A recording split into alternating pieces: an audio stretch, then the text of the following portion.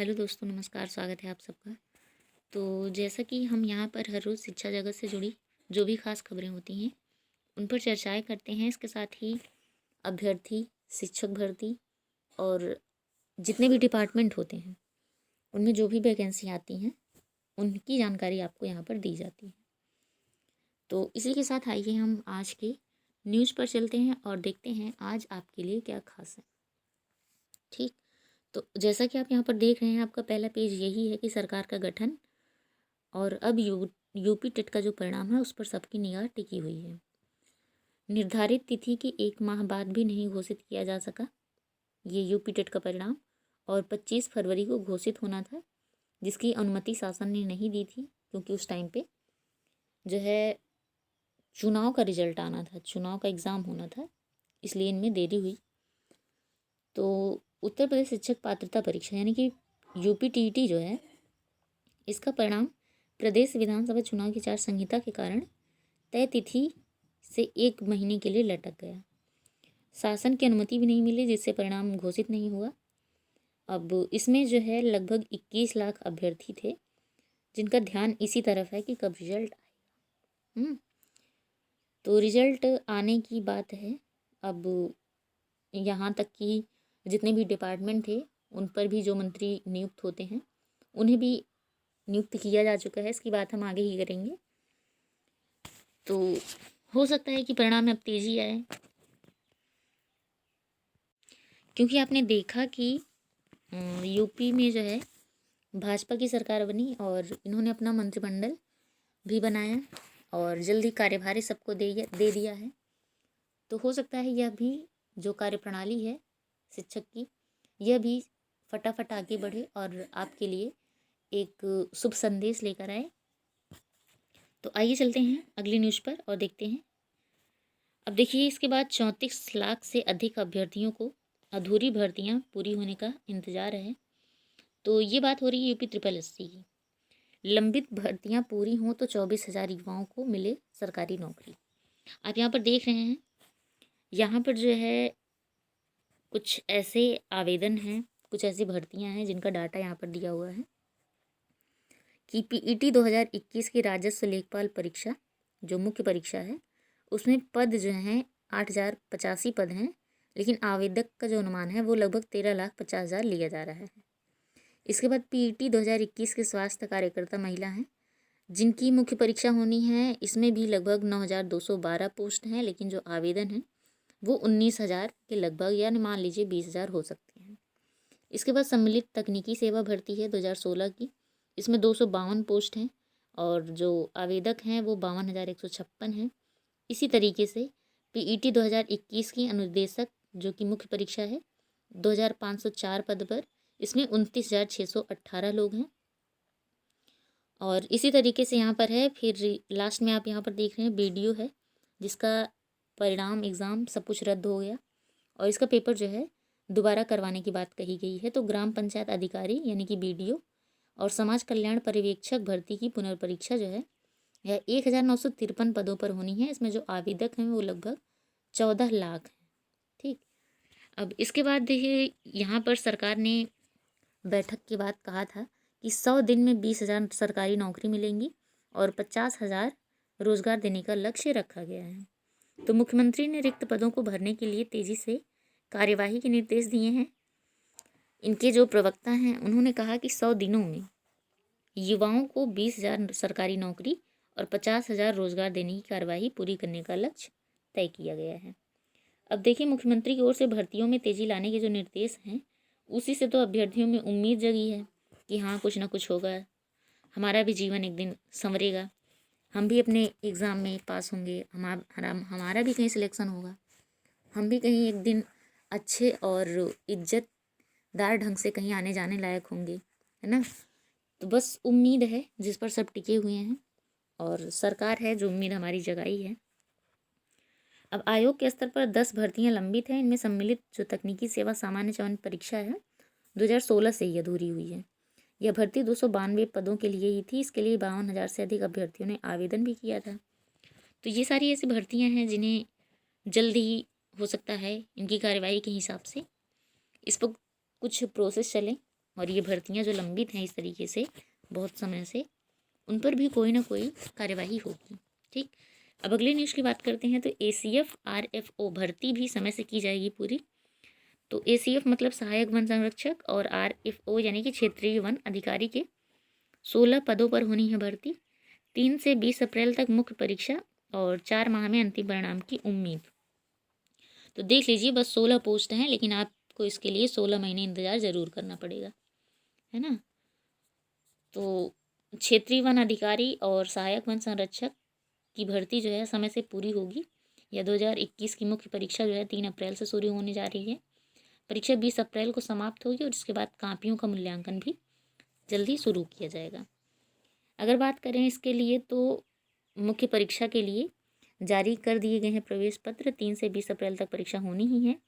हाँ, इसकी जो परिणाम की बात करें तो ये 4 माह में कहा जा रहा है कि हो सकता है 4 माह के बाद इसका परिणाम घोषित किया जाए। ठीक, इसके साथ ही एक और न्यूज़ है कि प्रवक्ता के 2 पदों पर रिजल्ट घोषित। तो UPPSC ने प्राविधिक शिक्षा विभाग में प्रवक्ता मास कम्युनिकेशन एवं उत्तर प्रदेश आयु विभाग के तहत यूनानी मेडिकल कॉलेजों में प्रवक्ता के एक पद हैं जिन पर सीधी भर्ती का अंतिम चयन परिणाम जारी किया है। ठीक, अब अगली बात करें तो TGT परीक्षा है।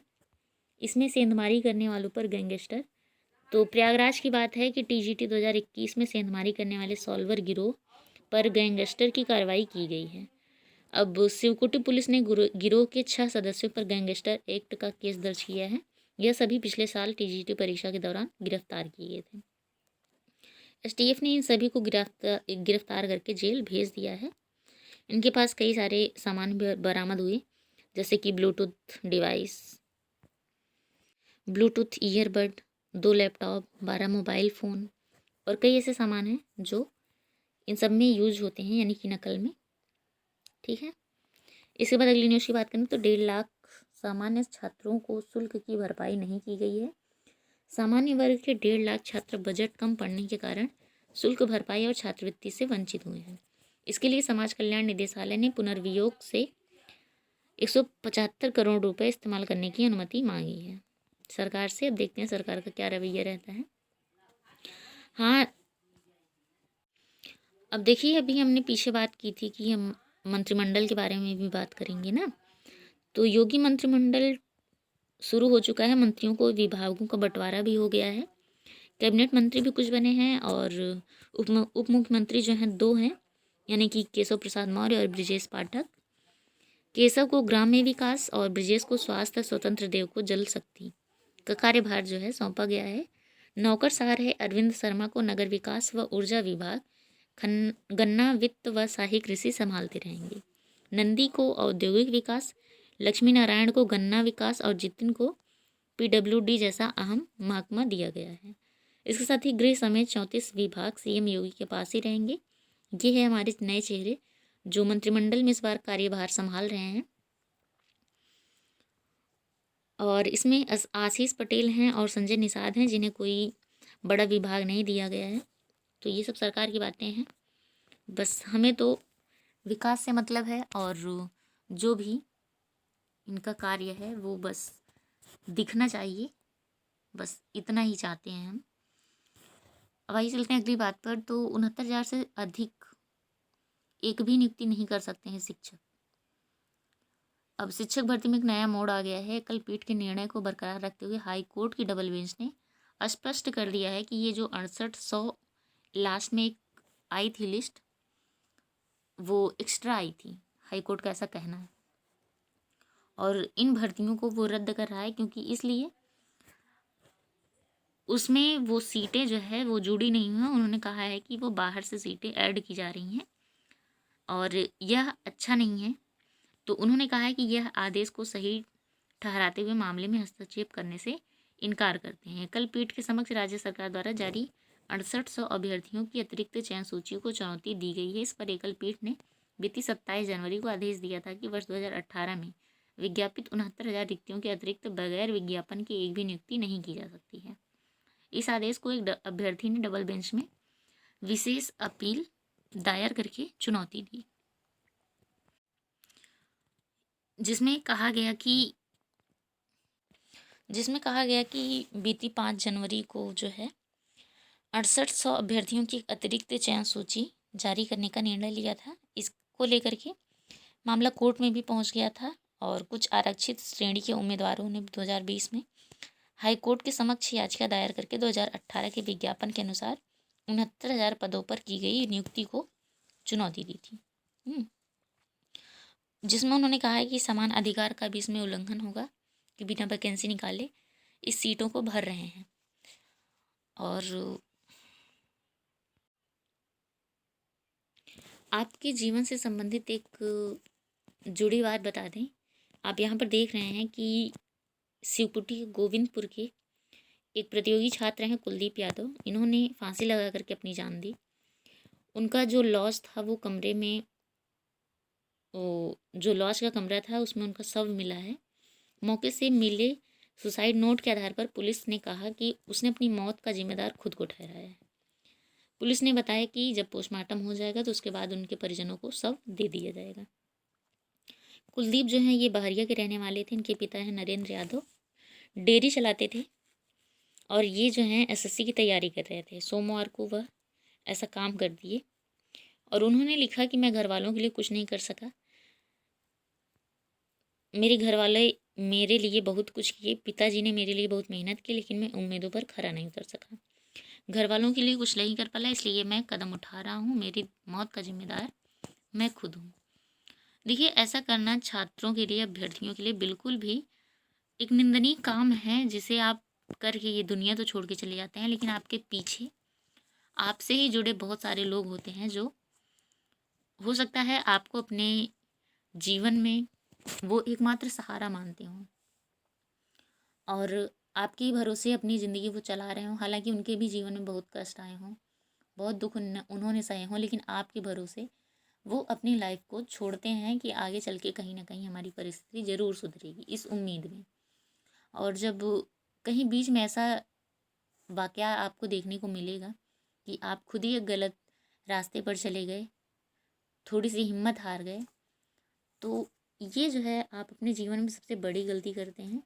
आपका जीवन इतना अनमोल है कि अगर कोई भी कहे कि आप मर जाइए, हम आपको जीवित कर देते हैं, तो इस दुनिया में कोई ऐसा नहीं है जो आपके लिए ये कार्य कर सके। तो आप इसे गंवाइए नहीं, संभाल कर रखिए और ये जो कष्ट हैं इसे आने दीजिए, झेलिए, सहिए और इसी से आप मजबूत होंगे।